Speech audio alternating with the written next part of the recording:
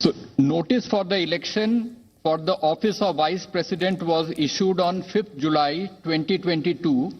In all, 50 nomination papers were received till the last date for submission of nomination papers. After scrutiny, nomination papers filed by Shri Jagdeep Dhankhar and Srimati Margaret Alva were found valid. The polling for the 16th Vice Presidential Election 2022, which commenced at 10 a.m. today in the Parliament House, closed at 5 p.m. Out of 780 electors comprising of elected and nominated members of Rajya Sabha and elected members of Lok Sabha, 725 electors cast their votes. The total elector turnout was accordingly 92.94%. The ballot box was sealed immediately after the close of poll at 5 p.m. in the presence of authorized representatives of contesting candidates and election observers.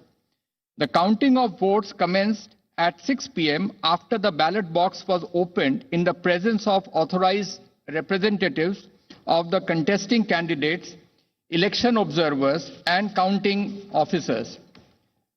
725 votes were polled, which was 92.94% of the total electorate. 710 votes were found valid and 15 votes were found to be invalid.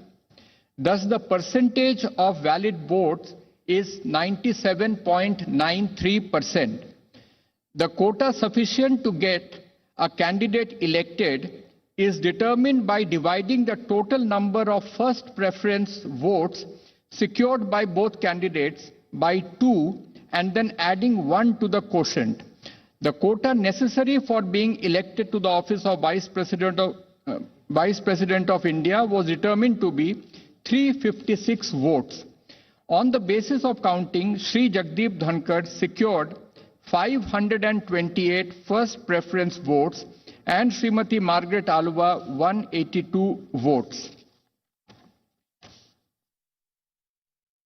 Therefore, in pursuance of the provisions contained in Section 11 of the Presidential and Vice Presidential Elections Act 1952, 31 of 1952, read with Rule 35 of the Presidential and Vice Presidential Election Rules 1974, I, Utpal Kumar Singh, the returning officer for the Vice Presidential Election 2022, hereby declare that Shri Jagdeep Dhankhar, Raj Bhavan, Ward 45, Hare Street, Kolkata 700001, has been duly elected to the office of Vice President of India.